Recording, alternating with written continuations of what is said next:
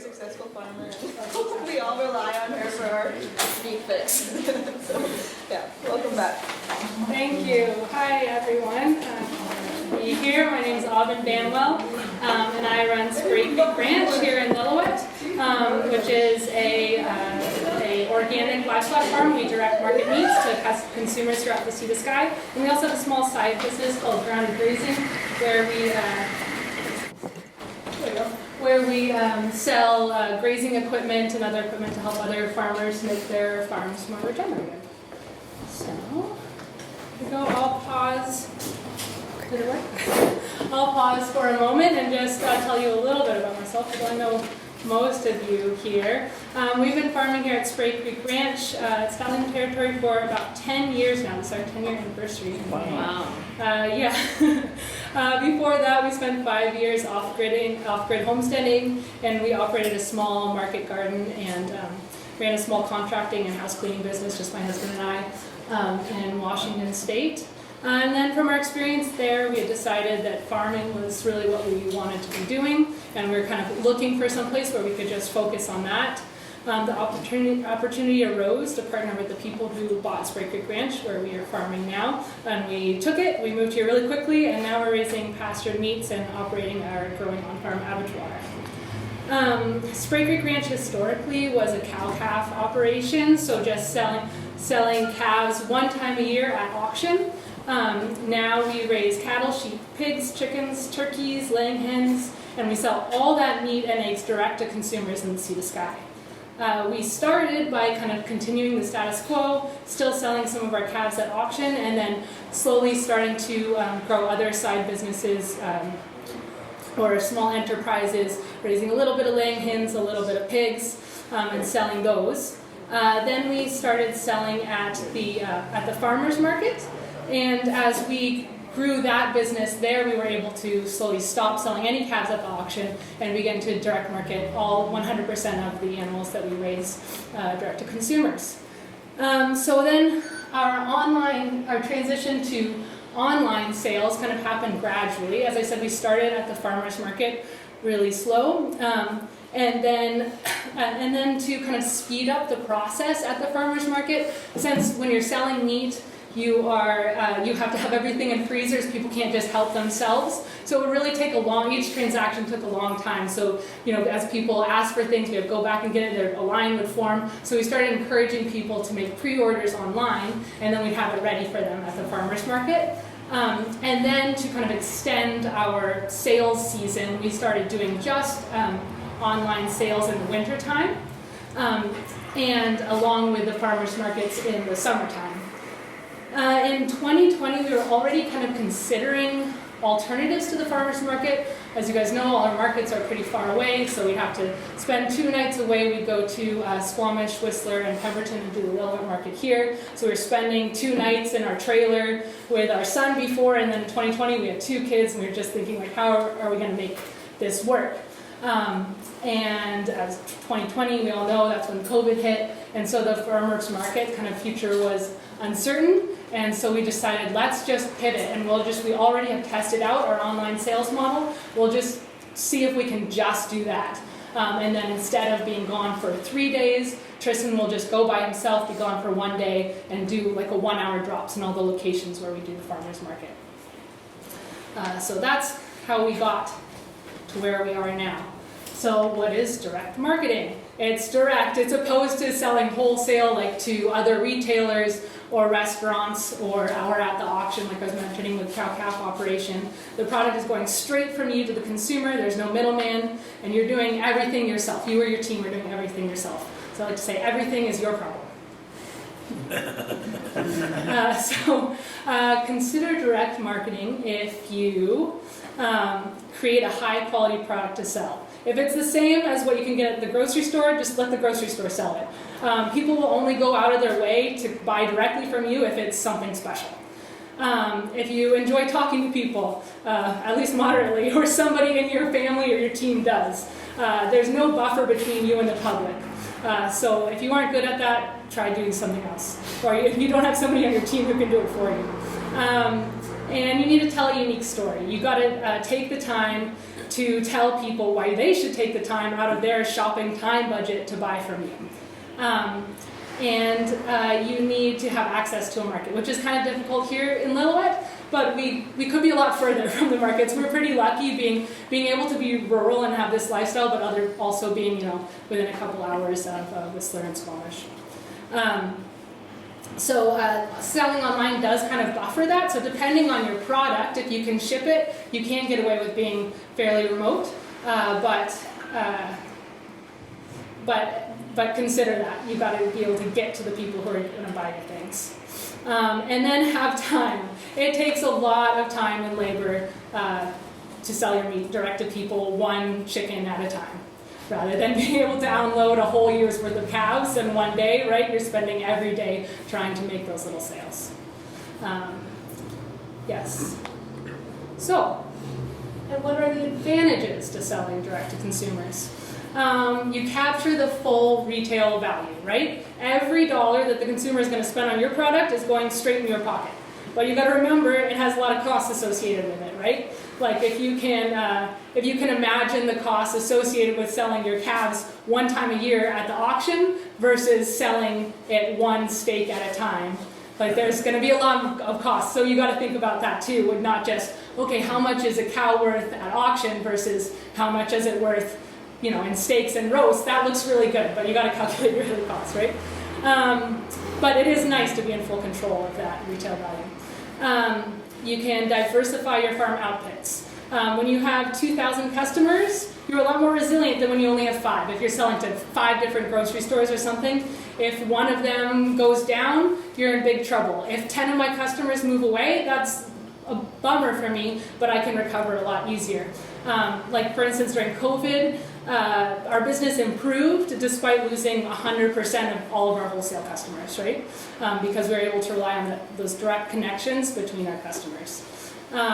You can create new revenue streams. I think it's Joel Salatin who says that it's easier to sell one more product to the same 100 customers than to find 100 more customers to sell the same product to, right? So you can try out different products and sell them to the same customers, make it easier for them, offering more things to those customers you already have.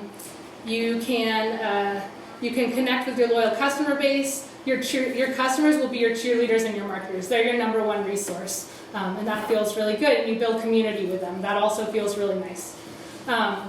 And improve fertility and soil health. This might not be true with everyone's model, but for us, our customers are supporting us because they believe in the good work we're doing, and they're enabling us to do that. And so we are very grateful. Disadvantages. We kind of went over those with the advantages. It requires time and energy. You have to communicate directly with your customers. It takes time. You have to do all your own marketing. You're accountable directly for the quality of your own product, and you're exposed to criticism. And as a business owner selling direct, you're kind of always assuming the worst. When I get an email and I see the subject, your eggs, right? I'm thinking, was it cracked? Was it rotten? What happened? And then I usually, always when I open it, it's like, are the best I've ever tasted. It's scary. There's no buffer between you and the customer there. So we got the elements of successful direct marketing. Let's go over them. You've got a story, you've got your customers, you've got marketing, packaging, distribution channels, processing, storage and handling, inventory and record keeping, and pricing. So we will go through those one by one. Hopefully I won't take too long. So your story. Remember, you're selling more than just your product. To your customers, you're selling a personal identity. Everything you present must be consistent with that identity. You're helping your customers be the people that they want to be by supporting you. Who are you? Shopping is so convenient for people now. They're not used to going to the butcher for their meat, to the baker for their bread, to the farmer for their broccoli. It's a lot less convenient to buy directly from you, and you have to show them why it's worth it. And explain to them why your product is different. One of the ways that we do that is through third-party certifications. I'm a strong believer in those. That can be especially like certified organic, animal welfare approved. That's especially important if you're not like face to face with a consumer at, like, say, a farmer's market and you can't explain yourself. If you're selling more online, those certifications become even more important because they know a third party has verified your claims. Yeah, and why should customers support you? Make it clear. Tell them what they're voting for with their food dollars. So here's kind of an example, like our website. I'm right there. Here's our story. Here's who we are. Here I've got on my website, I've got, I could improve my website a lot, but I try and just at least tell our story and why we're different. So I've got a section on the livestock, the land, the people. I've got a section on each type of livestock. And the people need details. If they're going to support you, they want to know why. And also it saves yourself a lot of time. You're going to have your customers asking the same questions over and over again.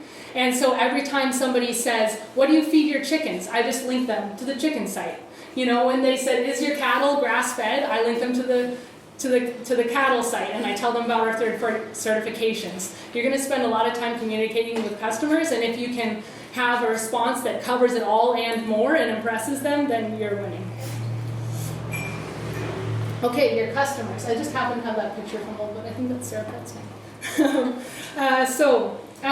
Your knowing who your customers are will help you target your marketing and your story, something that relates to them. And that will kind of happen naturally too, because people who care about what you're doing are the ones that are going to be coming to you. Invest in them. I can tell you they will do more for you than any advertising you can buy. Right now I've got some Facebook ad campaigns that I'm running and stuff, and so I'm trying to poll all of our new customers. Where did you hear about us? And I'm like, is it worth it doing? And everybody says a friend told me, right? Like your customers are so important that way. So value them and let them know how grateful you are.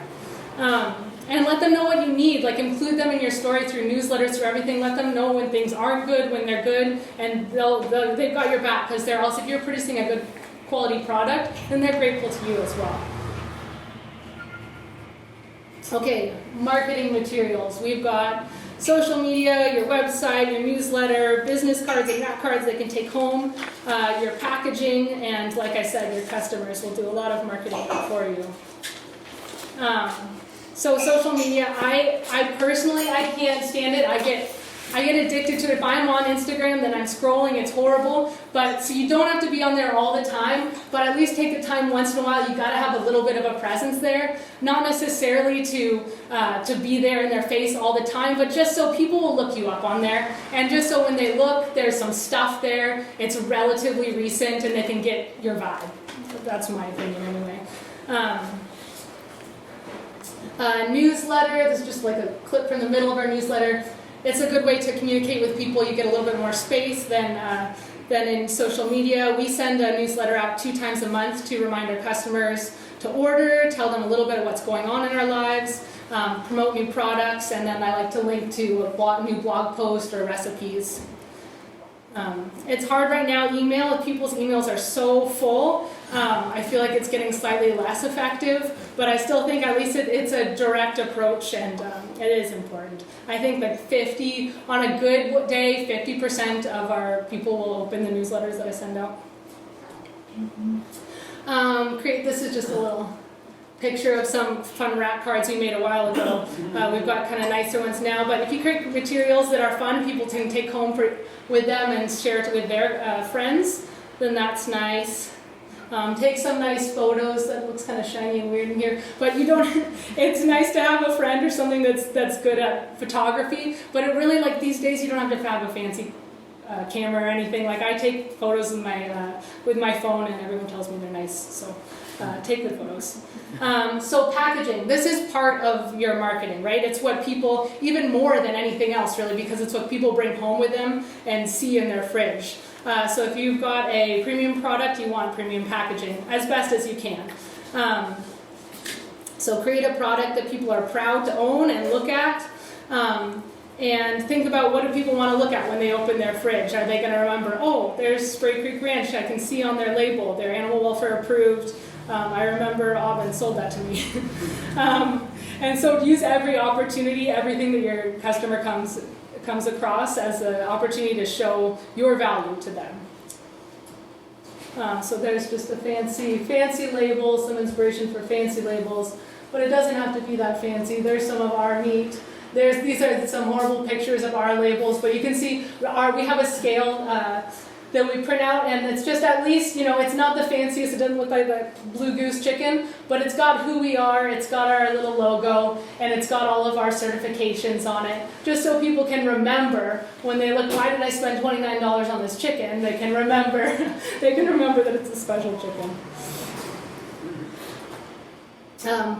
I was also going to say that we now backpack all of our meat rather than the paper wrap.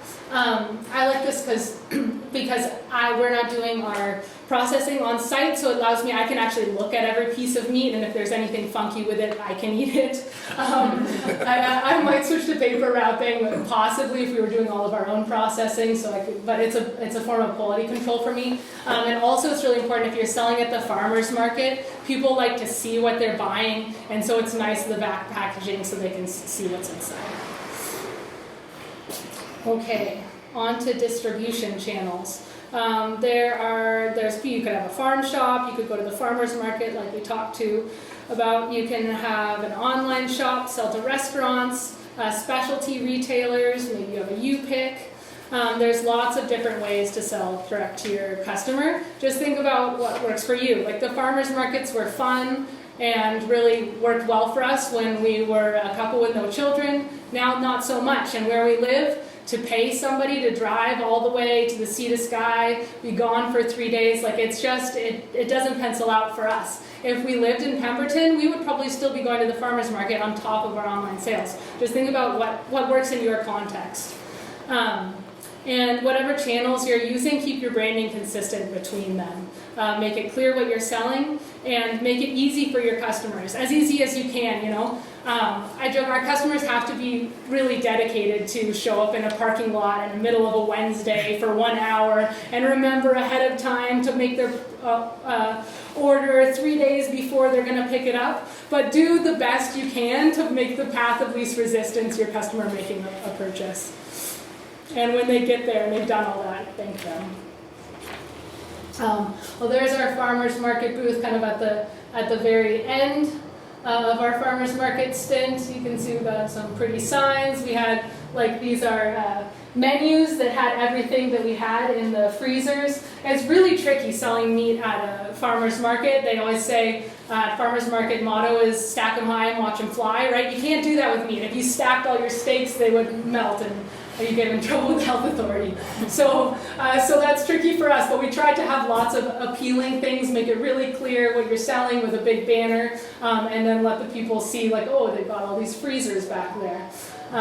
So that did work well for us, and here's where we started. It was my first market in Lillooet, and I had these 2 little coolers. Wow. That's fun. That's how you got to start, right? But it still looks nice. The branding is consistent, and yeah, it worked. It got us to where we are now. And here's just a little more about sales channels. Here's what our website looks like now. We've got some pretty pictures, a description of all the crazy things you have to do in order to get your order in.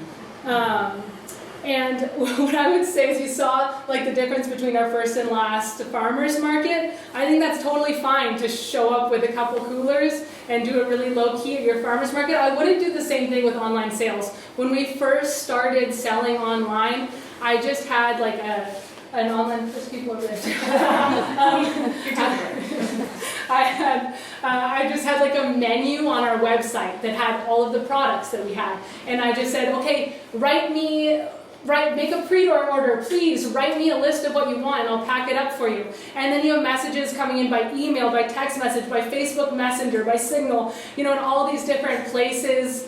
It was horrible. Then you forget, that order that was on that obscure, on WhatsApp or whatever. It was tough, and that was several years ago. So now I feel like there's a lot more options for just plug and play online stores, and I would definitely, if as soon as you start selling online, I would invest in one of those and get it going. And then as you grow, you just keep on putting more into that online store. Lots of them have tiered sales plans, so you can just pay like very little to get started, and then as you need more functionality, you can grow that way. Yeah, don't do the menu with the emails of the orders. It's horrible. So here's just a couple more pictures of our site. I take all these photos with my phone. Just remember to wipe the grease off your camera lens before you take the pictures. That makes a big difference. Here's a little more. That's what it looks like. Okay, so the next kind of category is processing. That's a big deal for us. For a lot of, depending on what you're selling, that might not, you might be doing it all yourself. That's great. You're in complete control of your product and the quality. For us, we do some of our own processing. We're working towards doing all of us. But right now we have a butcher that does a lot of it. And so you need to find a person, if you're not doing it yourself, who can produce a product that's consistent with the quality that you need. And consistency has been our greatest challenge. We love our butcher. He does a good job. But like all of a sudden we've been selling sausages in 4-packs for the last 6 years, and all of a sudden they come back in 6-packs, and and then there's, I've always had New York steaks in single packs, and all of a sudden they're in double packs. It just makes that really hard. You've got to change the listing on your online store, explain to your customers. Before they accidentally added maple flavoring to our bacon one time, which was a disaster. You just have to find somebody that you can work with and trust, and then like I said with direct marketing, it's your problem if they mess up. So handle it the best you can. So processing picture. Okay, storage and handling. I don't need to talk too much about this because it's just so different for every kind of business. But I'll tell the story of an older carrot farmer out in Enderby. I remember he told me he did carrots and beets, lots of storage vegetables, and he told me that his whole job got easier once he realized that he was in the material handling business, not the carrot growing business. Like, it really is. It's how are you going to move your product? Carrots are a lot heavier than t-shirts if you're selling them, but you got to think about that, right? If you don't have good systems, you're going to waste a lot of time and get really frustrated. We did that. We had, we kind of grew before we realized what was happening, and then all of a sudden we've got all this meat, we've got nowhere to freeze it, we had to rent a freezer space in Kamloops, and then there's no way to pallet jack the pallets of chickens into the freezer unit. So we had chickens at that time that we had touched maybe 8 times, loading them in and out of bins, in and out of the freezer. We have to drive all the way to Kamloops. You do what you have to do in that circumstance, but try and think it out, learn from my mistake and try and think it out a little bit ahead. If I grow, then what am I going to need? Freezers. Don't create the product without a plan of how you're going to store it and distribute it. Here's for us, most of you guys have probably seen our little trailer. So we use this for farmers market when we did those, and now we just fill those with pre-orders when we go and do our deliveries. Okay, inventory and record keeping. It was funny, Tristan had made this, like a shell of this presentation before, and he left out inventory and record keeping. It shows that's like my number one thing that you have to deal with. Figure out your systems. Take inventory seriously. Like when I first had my online store, I didn't even think about it. You had to set the inventory for items. I just put everything at 100. Like, I'll just sell it. And then you realize as you grow, you sell out of stuff. I had one time when I had like 60 packs of breakfast sausage sold, and I didn't have any. And then you have to take the time to write every single customer, I'm so sorry. It still happens to me today. It happened last order packing. We were out of 2 things. We were out of New York steaks and veal marrow bones. Inventory is a big deal. It's really annoying for you and for the customer when you sell something that you don't have. It's also handy to be able to run a report from your online store and know how many pounds or how many dollars worth of stock that you're sitting on. And it's extra important when you're selling online, right? When you're selling at the farmer's market, if somebody asks for something you don't have, you just look, you don't have it, the end of story. But when somebody's already like purchased something, paid for something, expecting something for their dinner that night, and you don't have it, it's unfortunate. And then keep good records. You need to develop kind of a lot number system. It can be super simple. For us, it's just a date, and be able to trace back that package to the ingredients that are inside that package. Here's just like a little snapshot of my spreadsheet that I use to take in my inventory from the butcher. This is the heart of my inventory and traceability. So there's the, let's see, can you see there's so this will add up all of how many pounds I'm taking in. I will put it in here, and then we'll put the lot numbers. I'll look at the packages and put, for some days, for some things that I get back from the butcher, it was done over a series of days, so maybe I'll have 3 different lot numbers in there. I'll put in the animal IDs for all the animals that were from this batch of cows that got sent to the butcher, the kill date, the invoice from the processor, and then that way if somebody has any issue, they just need the label that's on their package, and they say, what's the date on it, that's our lot number, and you can trace it all the way back to the birth of those animals, right? You need to be able to do that.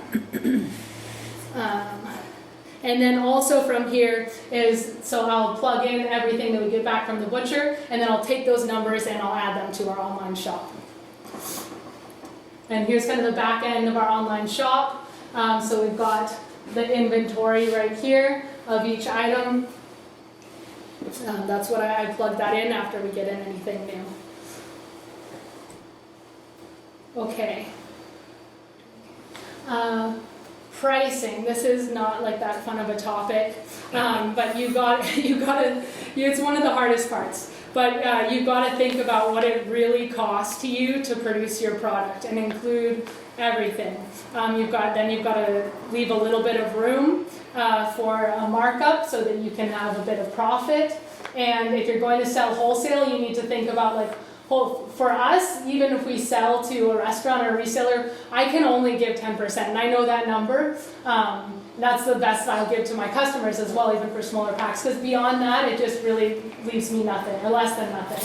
But I think a lot of wholesalers expect up to 30% or more. So research your competitors. That's how I look at a lot of my pricing. That can kind of also help you establish the relative pricing between what's more valuable, a New York steak or a T-bone or something like that. See what other people, but make sure when you're thinking about your competitors, you're really thinking about people who are equal to you, and not producing an inferior or superior product. Think about where you lie in that kind of graph. Know your customer and what they're able to pay. I mean, for me, I'm just basing it based off of what I need, right?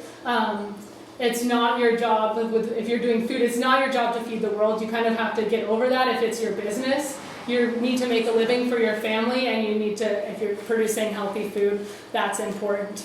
And I had somebody once tell me, you got to think, you're competing with China. And I was like, that's absolutely untrue. You're not. People can go and buy stuff from the grocery store. That is a great option. Everyone has that option to buy food from the grocery store, and they can beat my prices, and we're lucky that we have that, but it's a completely different product, right? And their costs are much, much, much lower. But you could point out that we pay for the price of cheap food in other ways, but that's another presentation. So now I'm just kind of onto Local Line is the name of the online sales platform that we use. They're great for any farm product, vegetables or meat. Graze Cart is another one I've considered switching to, but I don't think I will at this point. They're very, very good, a bit more pricey. But they're specifically for selling meat. So they're really based on that variable weight with, I don't know how many people are producing meat, but it gets a little tricky with meat because not all pork chops weigh the same amount. You need the ability to adjust that weight. And then you can also check out our website for any inspiration or tell me what I should do better. It's really confusing. Yeah. there's some happy chickens on pasture. Yeah, thank you.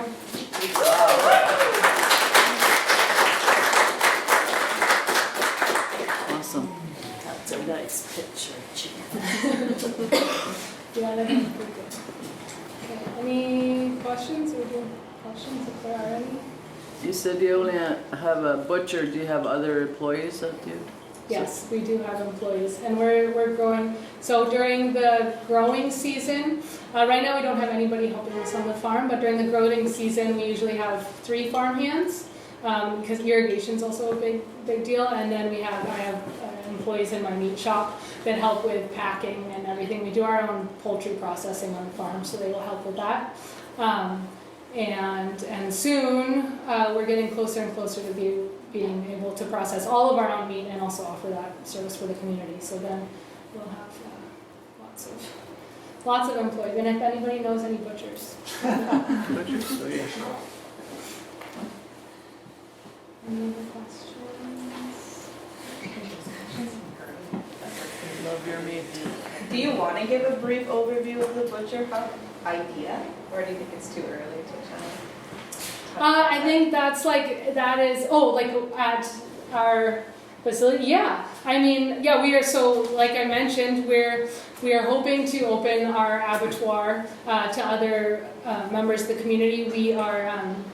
We already are doing poultry processing because that's kind of what we really have down there. So if you need any chickens processed, you can come to us. So we just have limited days now.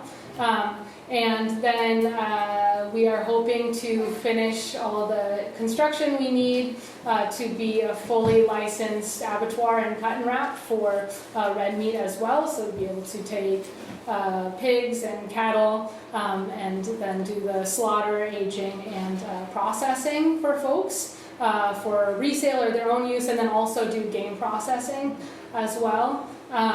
And we're working with labs to develop that, so we're just finishing kind of the end of a combined grant with labs, and then once we do that, we'll be prioritizing labs members and members of the local bands, and then opening up booking to everyone. And yeah, we're really close there. For building, and then we'll just need to find a butcher. We have one woman who just came back from Olds, who's from the community, so she will be great, but we're really looking for somebody that can kind of be her mentor and has more experience. So yeah, we really hope to do that. It's kind of one of those things where if I could choose, I don't think I would want to open my own butcher shop.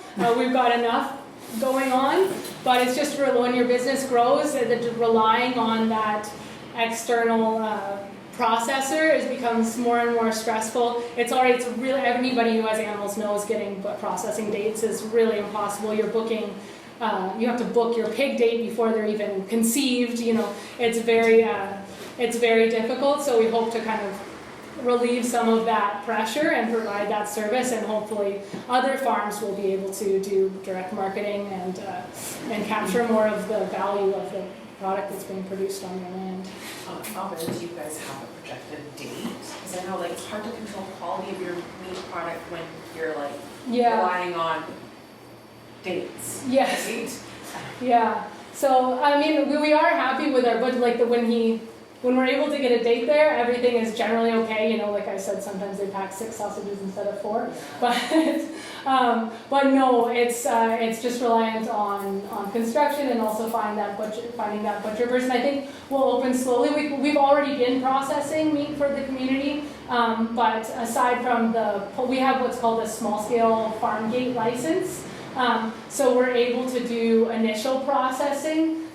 But only up to 25,000 pounds of meat, and we're at that capacity. So we are able, the chickens that we slaughter for people and they package whole, they can resell those. But right now, if we don't have the higher license so that people can resell anything that's cut, right? So that's why we still are taking our product to Kamloops. But yeah, we'll see. Hopefully this year. Hopefully by fall. Yes. Yeah, and then it'll be kind of a slow roll because we might have the license, but not really the butcher or the person power. So we might be able to do a little bit at first, and then as we get our systems down, there'll be. I get calls all the time from people who've heard through the grapevine, because it's just there's really that capacity is really lacking all over BC. Yes, it Yes. is. Aubyn, do you have online, like somewhere, post or share information about what you need future? Yeah, I do. On our website, I have like a job section. About Facebook, Instagram? Yeah, we've done a bit of that as well. Yeah. That too? Is that? Yeah. Where would find it and share the links? Yeah, you could. Yeah, I posted on there before. I'm just linking to the website where we have the job posting. About the try to post it in different groups during Facebook, like about Yes, culture. You know how much my friend posted it, and then I got in one night. I got 50 applications from butchers in the Philippines. You know, but they have a great. It seems like that's how the whole world is populating their butcher shop is from Filipino butchers, which is awesome. But we just like I don't really have the capacity to sponsor somebody and all that. And also, it's a little like horse before the cart, or however you say that. It's a little tricky to really be actively looking for a butcher when we don't have the licensing yet. So currently, I'm not able to provide full-time employment. So it's kind of, once we really have that license, then I'll be going hard. Right now, I'm just trying to spread the word, put my feelers out. It seems like That's what I'm asking. that's how it happens, but, yeah, we'll see. Awesome. Good job. That's good. I noticed that you're marketing some products from other farms, actually. What kind of issues does that raise in competition? Yeah, I would like to potentially do that more once we have our own processing, because then we can help other farms grow and other farms who don't have the direct marketing capacity or the processing capacity. We could say, okay, here are the standards you need to meet, and then we can process it and direct market it if we're already have the customer base. Right now, I just have one farm in Lumbee whose sheep I sell, because our sheep herd is very small. So I feel good about them because they're animal welfare approved and organic. And then I have, sometimes I have a ground beef shortage, so I sell some of the Vietnamese beef. It is, you have to have, there are on these farm sales websites, there's different ways if you really get into that you can identify, have different vendors, and it's all very clear. Right now I just have to say in the notes, this is from a different farm. But right now I'm still handling all of the processing, so I'm getting everything as live animals, and I'm processing it, so I can be in control of the quality and the inventory and everything. If I was taking in stuff that had already been processed, that would be a little bit trickier.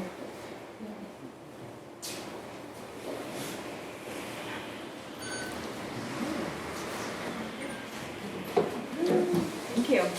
Thank you. Thank you.